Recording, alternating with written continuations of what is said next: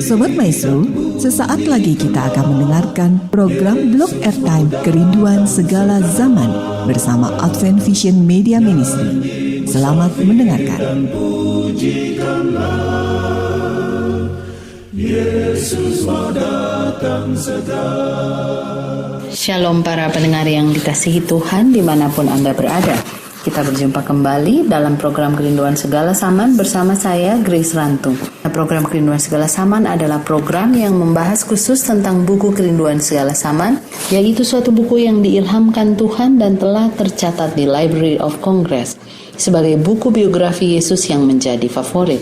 Dan dengan tuntunan Roh Kudus hidup banyak sekali orang telah diubahkan melalui buku ini, karena buku ini khusus membahas tentang juru selamat kita, yaitu Yesus Kristus. Nah, para pendengar yang budiman, kita akan melanjutkan pembahasan kali ini dalam bab yang ke-77 dengan judul Dalam Ruang Pengadilan Pilatus. Silakan Anda menghubungi nomor telepon 0877 16161637. Saya ulangi nomor telepon 0877 16161637. Saudara boleh mengirimkan SMS bila saudara memiliki komentar atau permohonan untuk kami doakan. Para pendengar yang dikasihi Tuhan, saudara masih bersama dengan kami narasumber Dr. Alvin Rantung, dan kali ini saya ditemani saudari Monica Tania. Marilah kita lanjutkan pembahasan bab 77 dalam ruang pengadilan Pilatus. Silakan Dr. Alvin. Baik pendengar yang dikasihi oleh Tuhan, sebelum kita mempelajari firman Tuhan pada saat ini, kita tunduk kepala untuk berdoa. Tuhan, Bapa yang penuh kasih, kami bersyukur boleh memiliki pengalaman yang indah lagi pada saat ini. Kami mau berjalan bersama-sama dengan Yesus.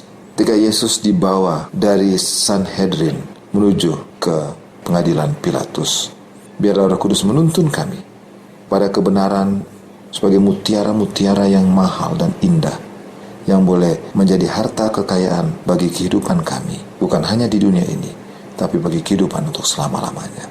Terima kasih ya Tuhan, kami berdoa dan mengucap syukur di dalam nama Yesus. Amin. Baiklah pendengar yang dikasihi oleh Tuhan, kita lanjutkan kembali pembahasan kita yang ada tertulis dalam keempat Injil, Matius, Markus, Lukas, dan Yohanes ini. Saudaraku yang dikasihi oleh Tuhan, ketika Pilatus keluar dan menyatakan kepada orang-orang Yahudi dengan tegas, dia berkata, "Aku tidak mendapati kesalahan apapun padanya." Perkataan yang keluar dari hakim kafir ini merupakan suatu templakan yang tajam terhadap kelicikan dan kepalsuan para penghulu Israel yang sedang menuduh juru selamat ini. Ketika para imam dan tua-tua mendengar hal ini dari Pilatus, mereka kecewa dan marah. Dengan nyaring kemudian mereka menuduh Pilatus dan mengancam dia dengan celaan dari pemerintahan Roma. Mereka menuduh dia bahwa dia enggan mempersalahkan Yesus yang menurut pendapat mereka telah menempatkan dirinya dalam kekuasaan untuk melawan kaisar. Suatu amarah kini kedengaran begitu nyaring, menyatakan bahwa pengaruh Yesus sudah menghasut dan sudah diketahui di seluruh negeri ini. Dan imam-imam berkata ia menghasut kaum itu sambil mengajar orang di seluruh tanah Yudea dan Galilea sampai ke tempat ini. Pada saat itu Pilatus, saudaraku, tidak memikirkan hendak menyatakan Yesus bersalah. Ia mengetahui bahwa orang Yahudi telah menuduh Yesus karena kebencian dan prasangka mereka. Dan ia mengetahui apa kewajibannya sebagai seorang gubernur dan hakim yang adil. Keadilan menuntut bahwa Kristus harus dilepaskan dengan segera. Tapi Pilatus takut akan dendam di pihak orang banyak. Ia takut kehilangan jabatannya. Seandainya ia enggan menyerahkan Yesus ke tangan orang banyak ini, pasti suatu huru-hara akan timbul, dan ia akan mengkhawatirkan hal ini. Ketika didengarnya bahwa Kristus berasal dari Galilea, saudaraku, Pilatus coba melepas tangan. Ia mengambil keputusan untuk mengirimkan Yesus kepada Herodes. Kemudian akhirnya saudara, serombongan besar imam-imam dan tua-tua mengiringi Yesus pergi menuju ke tempat Herodes. Dan ketika juru selamat dibawa masuk, pembesar-pembesar itu semuanya berbicara dengan penuh semangat, mendesakkan tuduhan terhadap dia. Tapi Herodes kemudian memberikan perhatian sedikit saja kepada tuduhan mereka. Ia tinggal diam, menghendaki suatu kesempatan untuk menanyai Kristus. Lalu Herodes memerintahkan agar belenggu pada tangan Kristus dilepaskan. Dan pada saat yang sama, menuduh musuh-musuh Yesus telah memperlakukan dia dengan kasar. Sambil memandang kepada Yesus dengan belas kasihan. Dia melihat wajah Yesus yang tenang. Ia membaca bahwa di dalamnya hanya ada kebijaksanaan dan kesucian yang terlihat dari wajah ini. Ia dan Pilatus merasa puas bahwa Yesus Kristus telah dituduh oleh para penghulu dan imam-imam ini hanya karena kebencian dan dengki. Kemudian tibalah Herodes lalu menanya Yesus tentang keadaan apa saja tentang kehidupan Yesus. Atas perintah raja, orang-orang tua yang rentah, kemudian yang sudah sakit-sakitan dipanggil dibawa masuk. Dan Kristus disuruh membuktikan pengakuannya oleh mengadakan suatu mujizat. Orang mengatakan, kata Herodes, bahwa engkau dapat menyembuhkan orang sakit. Saya ingin sekali melihat bahwa kemasyhuran namamu yang sudah tersebar luas ini tidak dipalsukan oleh orang-orang banyak. Tapi saudaraku, Yesus tidak menjawab. Herodes masih terus mendesak. Jika engkau dapat mengadakan mujizat bagi orang lain, adakanlah sekarang untuk kepentinganmu sendiri. Dan hal itu akan menguntungkan bagimu. Sekali lagi ia memerintahkan, tunjukkanlah kepada kami suatu tanda bahwa engkau mempunyai kuasa yang orang katakan ini. Tapi Kristus bagaikan seorang yang mendengar dan tidak melihat. Anak Allah telah mengambil sifat manusia pada dirinya sendiri. Ia harus berbuat sebagaimana manusia harus berbuat dalam keadaan seperti itu. Sebab itu, Yesus tidak mau mengadakan suatu mujizat untuk menghindarkan dirinya dari siksa dan kehinaan yang harus diderita oleh manusia bila ditempatkan dalam keadaan seperti itu. Lalu kemudian Herodes menjanjikan bahwa jika Kristus mau mengadakan suatu mujizat di hadapannya, ia punya kuasa untuk melepaskan Yesus. Tapi angan-angan hati Herodes kini kurang peka. Daripada ketika ia gemetar dengan kengerian mendengar permohonan Herodias agar kepala Yohanes Pembaptis diberikan kepadanya.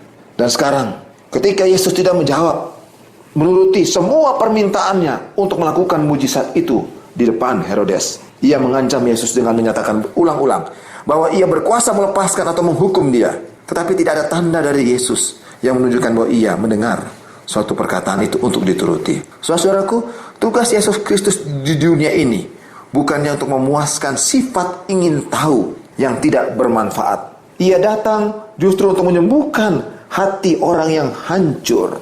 Sekiranya Yesus dapat mengucapkan suatu perkataan untuk menyembuhkan bilur pada jiwa-jiwa yang sakit karena dosa, maka ia tidak akan tinggal diam. Ia tidak akan memenuhi nafsu, keinginan dari semua kepuasan-kepuasan untuk diri sendiri. Saudaraku, sikap Kristus yang tinggal diam ini merupakan templakan yang keras yang dapat diberikan Yesus. Dan Herodes yang telah menolak kebenaran yang diucapkan kepadanya oleh nabi yang terbesar, yaitu Yohanes Pembaptis, dan tidak ada pekabaran lain yang hendak diterimanya. Yang mulia dari surga ini juga tidak mengucapkan suatu perkataan kepadanya, karena hati Herodes sudah dibutakan. Mata yang sudah pernah menatap orang berdosa yang mau bertobat dalam kasih yang penuh belas kasihan dan suka mengampuni, tidak memandang kepada Herodes yang sudah keraskan hatinya. Bibir yang telah mengucapkan kebenaran yang paling mengesankan, yang dalam nada memohon yang paling lemah lembut, telah membujuk orang yang paling berdosa dan paling rendah akhlaknya. Tapi tertutup bagi raja yang sombong ini, yang merasa bahwa dia tidak memerlukan seorang juru selamat. Segera perkataan itu, ketika Yesus tidak menjawab semua apa yang diucapkan oleh Herodes ini, maka Herodes menjadi marah. Dan orang-orang lain pun menjadi marah. Mereka pun menyerbu Kristus laksana binatang buas yang menyergap mangsanya. Yesus ditarik ke sana kemari. Herodes pun menggabungkan diri dengan orang banyak ini dalam usaha untuk merendahkan anak Allah. Meskipun demikian, saudaraku, kesabaran Yesus tidak gagal. Herodes diyakinkan ketika dia melihat mata wajah kemurahan yang terakhir yang sedang bercahaya dari wajah Yesus, yang menyentuh hatinya yang telah dikeraskan karena dosa ini. Ketika dia memandang Yesus yang adalah anak Allah ini, yang akan seperti merasa melihat bahwa dia adalah anak Allah, maka Herodes tidak berani untuk mengesahkan hukuman bagi Yesus. Ia ingin melepaskan diri juga dari tanggung jawab ini yang mengerikan. Lalu Yesus dikirim kembali ke Pilatus, ke ruang pengadilan Roma. Saudaraku, ketika Yesus berada kembali di depan Pilatus, Pilatus yang telah mengambil langkah demi langkah dalam pelanggaran akan angan-angan hatinya, yang terus ditolak dari waktu ke waktu. Istrinya yang sudah memberitahukan kepadanya bahwa sepanjang malam ia gelisah dikunjungi oleh seorang malaikat dari surga dan menyatakan bahwa Yesus inilah anak Allah. Istrinya melihat bagaimana Yesus punya kehidupan yang begitu sempurna di atas dunia ini, yang tidak ada dosa karena hubungannya dengan Bapanya. Istri Pilatus melihat juga bahkan Yesus ini terangkat surga dan akan datang kembali. Dia sudah sampaikan hal ini kepada Pilatus. Sementara Pilatus ragu-ragu mengenai apa yang harus diperbuatnya. Orang-orang ada yang menerobos masuk dan menyatakan apa yang istrinya sampaikan. Apa yang saudara istrinya sampaikan? Dia menuliskan demikian. Jangan engkau mencampuri perkara orang benar itu. Sebab karena dia aku sangat menderita dalam mimpi tadi malam. Tapi Herodes, dia lebih mengikuti suara hatinya. Dia tidak mengindahkan apa yang istrinya sampaikan. Istrinya merupakan lambang daripada seperti suara Roh Kudus bagi saudara dan saya. Ketika seorang wanita menyampaikan pekabaran ini, ketika Roh Kudus sedang menyentuh hati kita, ketika kita keraskan hati, maka kita akan menjadi orang yang akan mencuci tangan seperti Pilatus ketika menghadapkan Yesus yang benar dan Barabas yang jahat, ternyata jahat. Ketika orang banyak minta untuk Barabas dilepaskan dan Yesus disalibkan, kita sepertinya menyuci tangan, membersihkan diri kita, dan membiarkan kebenaran itu dikoyak-koyakan, dan justru kejahatan dilepaskan.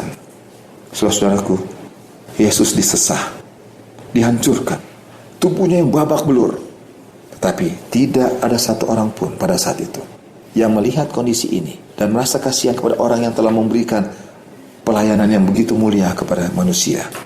Jatuh kasihan kepadanya. Oleh karena apa, saudara? Karena kekerasan cinta diri. Dosa yang terus dipupuk dari hari ke hari. Dan bila mana Roh Kudus sedang berbisik, kita terus tolak, maka itu akan menyebabkan kita akan menjadi keras. Walaupun Yesus tampil depan kita dengan kuasanya, kita tidak akan menerima dia. Biarlah Tuhan menolong kita. Hati kita dilembutkan dengan kuasa Roh Kudus untuk melihat pengorbanan Yesus menjadi bagian saudara dan saya pada saat ini. Tuhan memberkati. Terima kasih Dr. Alvin. Para pendengar yang dikasihi Tuhan, tugas Yesus di dunia ini bukannya untuk memuaskan rasa ingin tahu yang tidak bermanfaat seperti permintaan Herodes waktu mau Yesus melakukan suatu mujizat. Telinga Yesus kita tahu sangat peka terhadap teriak minta tolong, tetapi telinga yang sama tertutup bagi permintaan orang yang sombong. Bagaimanakah isi permohonan doa saudara dan saya? Kami berharap para pendengar terus bergabung dalam pembahasan bab 77 buku Kerinduan Segala Zaman. Dan dari sekian banyak pendengar yang sudah diberkati Tuhan melalui buku ini, kami mau menyampaikan bahwa saudara-saudara telah didoakan dan akan terus kami doakan. Dan kiranya Tuhan telah memberkati saudara melalui buku ini dan Tuhan menjawab permohonan-permohonan saudara. Dan bila masih ada komentar, pertanyaan untuk kami doakan, SMS ke nomor 0877 16161637. Baiklah Dr. Alvin, Saudari Monica, saya memberikan komentar. Ini lanjutan dari pembahasan kemarin. Pertama disampaikan tentang Pilatus yang ragu-ragu. Kemudian karena dia tahu Yesus tidak bersalah, dia tidak berani mengambil keputusan, tapi dia takut juga kepada orang banyak. Dia mengirimkan Yesus ini ke Herodes. Saya tertarik dengan sikap Yesus kepada Herodes yang itu bisa menjadi pelajaran yang sangat dalam buat saya. Ketika di hadapan Pilatus, Yesus memberikan pekabaran. Yesus memberikan ajakan kepada Pilatus. Tetapi di hadapan Herodes, Yesus tidak menjawab sepatah kata. Kita tahu Herodes membawa orang sakit, orang tua dengan bermacam kelemahan untuk Yesus berikan mujizat. Tetapi tidak dilakukan oleh Herodes. Sikap Yesus kepada Herodes adalah, dan sudah dijelaskan mengapa Yesus diam. Karena Yesus membaca motif. Yesus tahu bahwa Herodes bukan ingin mengetahui kebenaran, tetapi dia cuma mau mengetes kayak apa sih Yesus yang saya dengar itu, hanya memuaskan rasa ingin tahu dan kesombongannya. Pelajaran buat kita harus sangat berhati-hati kalau Tuhan itu diam. Ketika kita meminta, ketika kita bermohon, tapi nggak ada jawaban. Apakah permohonan yang kita sampaikan itu adalah permohonan hanya untuk menyenangkan hati, untuk keinginan diri? Itu perenungan bagi saya. Mungkin Monica punya sesuatu, silakan. Di sini saya melalui penjelasan dari Dr. Alvin tentang Barabas ya. Di sini saya bingung dengan orang-orang di sekitar situ. Mereka seperti sudah dibutakan oleh suatu keadaan bahwa Yesus salah dan Barabas benar. Itu maksudnya apakah memang sudah dari awal mereka sudah mengaminkan bahwa memang Yesus itu salah, atau karena ada provokasi di situasi saat itu. Oke, kalau kita lihat bahwa setiap Paskah, karena Paskah adalah hari raya melambang daripada bangsa Israel dibebaskan dari penjajahan, maka pemerintahan Roma berusaha untuk menarik perhatian bagi bangsa Israel yang dijajah itu adalah setiap Paskah ada orang yang dilepaskan. Kayak kalau di Indonesia ini ada diberikan grasi, ya kan? Jadi Herodes akan memberikan grasi. Tadinya dia mengharapkan grasi ini akan diberikan kepada Yesus. Tapi ketika dia melihat orang banyak yang sudah kerasukan setan dan bahkan setan sudah memimpin mereka semua untuk menyalibkan Yesus, akhirnya Yesus coba disandingkan dengan Barabas. Pada saat itu ada orang yang akan disalibkan, yaitu Barabas yang akan disalibkan juga. Dan salib yang sudah dibuat oleh orang Roma ini adalah untuk Barabas gitu. Dan ketika Barabas disandingkan, orang kan sudah tahu dia punya kejahatan sangat luar biasa. Tidak bisa dipungkir lagi, semua bukti sudah jelas bahwa dia bersalah. Yesus tidak ada bukti sedikit pun. Dan Pilatus bahkan Herodes tadi juga tahu bahwa orang-orang marah hanya karena kebencian dan prasangka. Tidak ada bukti. Tapi ketika Pilatus coba menghadapkan, malah orang berteriak, lepaskan Barabas, salibkan Yesus. Dan suara ini makin seperti datang seperti gelombang tsunami. Artinya yang terus-menerus yang besar. Dan ketika harusnya Pilatus bisa berdiri teguh untuk mempertahankan kebenaran, dia tidak bisa melakukannya. Karena dia melihat kepada dirinya sendiri. Dia tidak melihat kepada hukum. Kalau dia melihat kepada hukum, dia menyatakan mana yang benar dan mana yang salah, dia bisa berdiri teguh. Tapi dia lupa, buta terhadap hukum, terhadap firman yang harus dia pertahankan, tapi dia melihat kepada dirinya sendiri. Ketika dia melihat kepada dirinya sendiri, maka kejahatan yang seperti gelombang tsunami tadi, mayoritas yang berteriak salibkan Yesus, lepaskan Barabas, merupakan pilihan dia pada waktu itu. Jadi apa aplikasi bagi kita? Di depan kita sudah jelas antara kejahatan dan kebaikan. Tetapi gelombang kejahatan itu begitu besar, seperti tsunami tekanannya. Tapi bila mana kita terus berpegang kepada firman Tuhan, sebenarnya kita akan kokoh dan kuat. Sama seperti Yesus, dia sama sekali tidak tergoda untuk menjadi marah, untuk tidak menjadi mengeluh dan bersungut-sungut dengan situasi yang dialami. Kenapa? Karena dia berpegang kepada firman Bapanya, bahwa untuk menyelamatkan mereka harus ada korban dan kematian harus dialami. Dia berpegang kepada itu dan dia percaya Bapanya begitu mencintai semua orang. Ketika Yesus berpegang pada itu, dia berdiri teguh. Tapi ketika Pilatus yang harus berdiri teguh, dia tidak melakukannya. Bahaya bagi kita juga adalah ketika kita tidak berpegang pada firman Tuhan, maka setiap kejahatan yang datang begitu banyak saat ini akan datang menimpa kita. Contohnya, ketika kita baca mungkin pembungkus rokok yang bertuliskan jangan rokok ini membunuh sekarang, tapi kita terus merokok, contohnya ya. Kita lupa bahwa kita sedang seperti Pilatus menutup telinga kita kepada kebenaran tidak membunuh tadi. Tapi terus teman-teman sahabat mendesak semua pada merokok, kita juga akan ikut merokok. Kita lupa bahwa rokok itu membunuh. Mata kita membaca, kita melihat, mendengar, mungkin ada orang yang berteriak mengeluh karena efek samping dan sebagainya, tapi kita terus melakukannya. Itu salah satu contoh yang kecil yang kita mungkin boleh aplikasikan.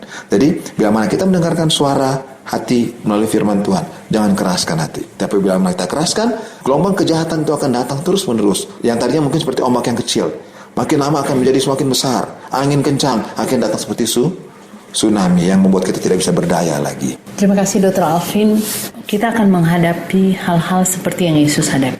Karena Yesus telah melewati dan itu menjadi teladan. Kita tahu kalau kita baca sejarah para martir seperti John Huss, dengan tenang seperti Yesus, ketenangan yang bukan berasal dari manusia. Bayangkan saya membaca kembali Yesus yang sudah didera. Jadi punggungnya itu sudah penuh dengan luka yang menganga. Karena cambuk di ujungnya ada paku-paku yang tajam. Kemudian di kepalanya dipakaikan mahkota duri.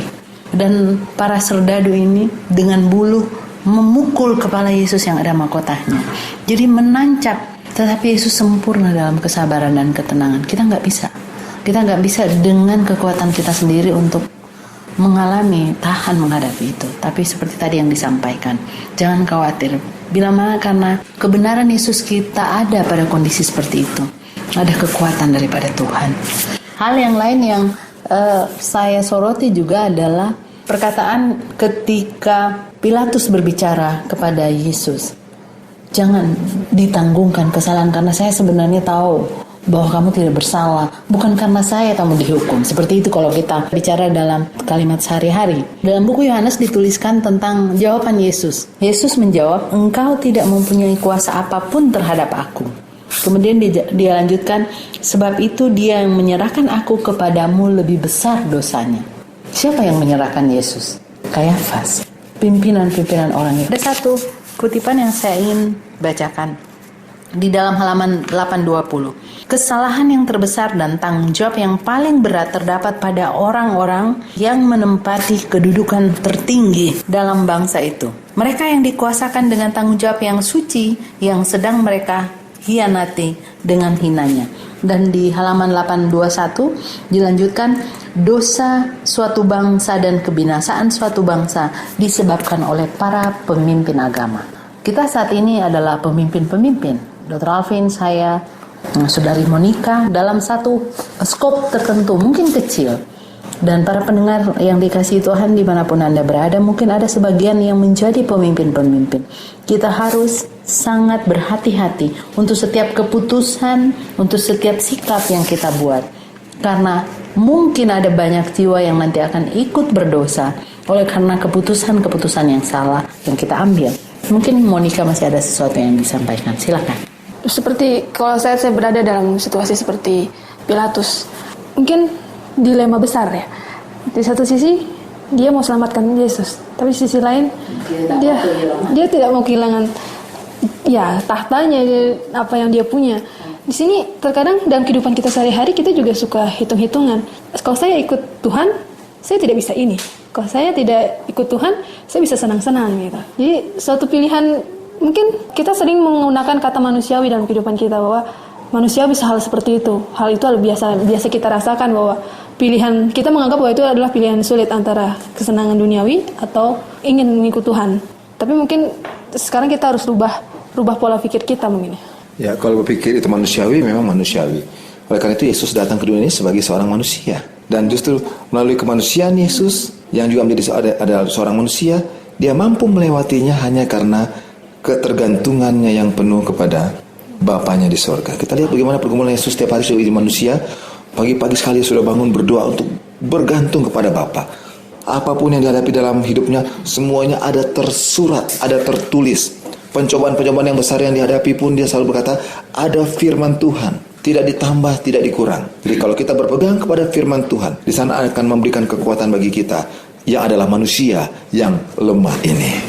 Terima kasih sayang, waktu kita sudah habis.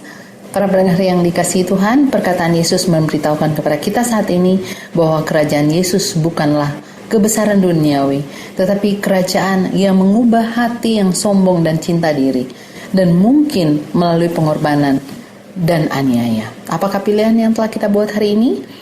Apa kita telah membuat pilihan yang keliru seperti Pilatus atau Herodes?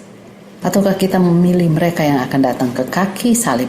Kami berharap pendengar sedang mendapatkan berkat melalui pembahasan, dan teruslah bergabung bersama kami. Jika ada komentar dan permohonan untuk kami doakan, segera layangkan SMS ke nomor 0877 16161637. Mengakhiri pembahasan kali ini, mari dengarkan kesimpulan berikut. Pendengar yang dikasihi oleh Tuhan, di hadapan kita hanya ada dua pilihan, benar atau salah, Yesus atau setan, baik atau kejahatan. Tidak ada yang lain. Yang membuat kita bisa berdiri teguh memilih kebenaran adalah bila mana kita serahkan hati kita untuk dikuasai oleh Roh Kudus, melihat kepada kebenaran firman Tuhan di dalam firman-Nya, dan melihat kepada kehendak Bapa melalui tabiatnya di dalam hukumnya. Bapa berkata, jikalau kamu kasih kehendakku, kamu akan menuruti semua perintah-perintahku. Biarlah Tuhan menolong kita semua. Kita tunduk kepala dan kita berdoa.